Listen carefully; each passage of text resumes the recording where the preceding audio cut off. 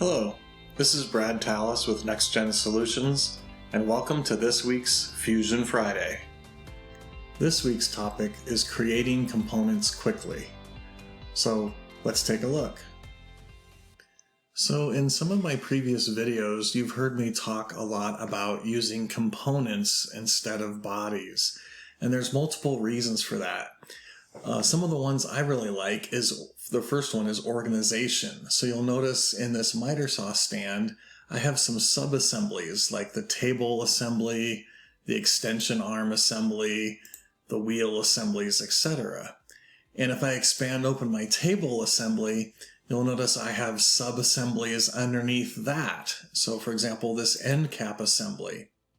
And if I expand that open, we can see individual components such as the end cap cover, and even a sub-assembly called hardware.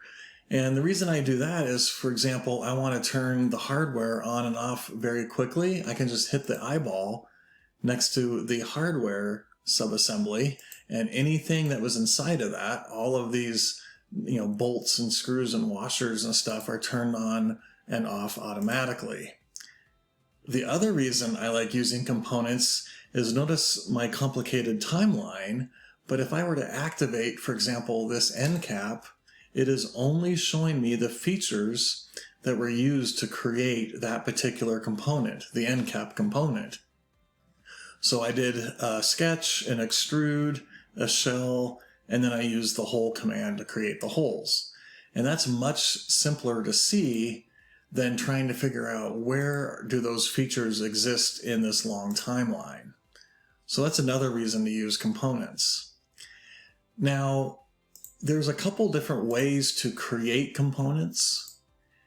You'll notice under the Assemble menu, we have New Component, and under the Create menu, we have New Component.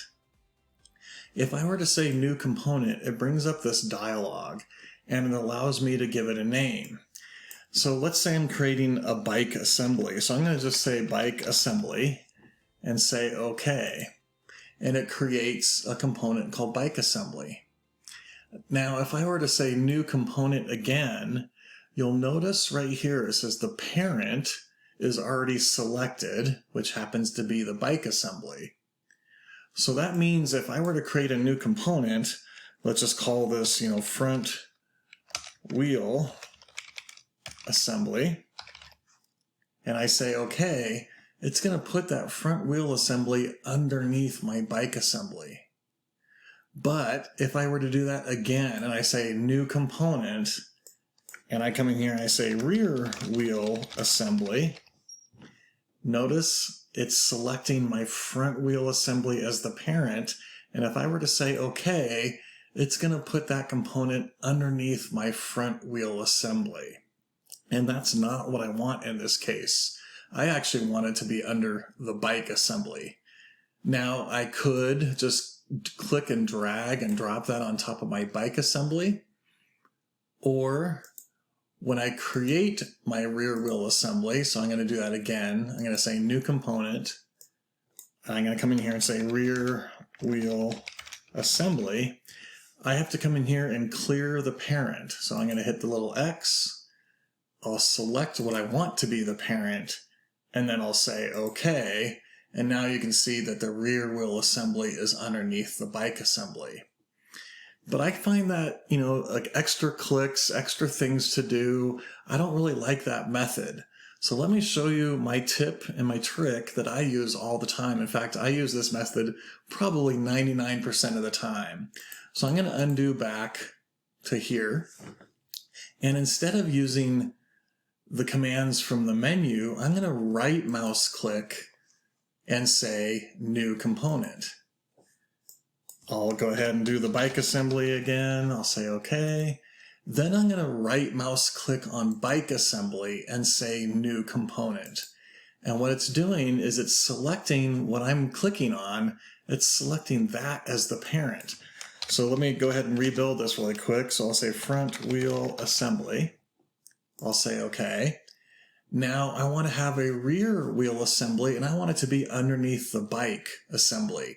So I'm going to right click on bike assembly and say new component. And notice that that's what it's selecting as the parent. Rear wheel assembly. I'll say OK, and it's in the correct location. If I right click on that again and say new component, I could say sprocket assembly. And now the sprocket assembly is underneath the rear wheel assembly. Same thing here. I'll go ahead and say new component, and let's just say, sprocket 1. I'll right click on the assembly again, new component. I'll call it sprocket 2. And then finally, I'll do that one last time, new component, sprocket 3. And you can see how much quicker I was able to build like this assembly structure. I didn't have to go up to the menu and click on the icon, and I didn't have to clear out the parent or drag the components into the correct location. I'm basically building it as I'm going along, and depending on where I click and I say new component, that's where the new component's going to go. So I create a rim, and that's going to go underneath the front wheel assembly. So hopefully this tip will help you save time on your future projects with creating components. Hopefully you found this video useful. If you did, all I ask is that you give the video a thumbs up and share or repost the video with others in your network. This will help spread the knowledge of Fusion out to the community.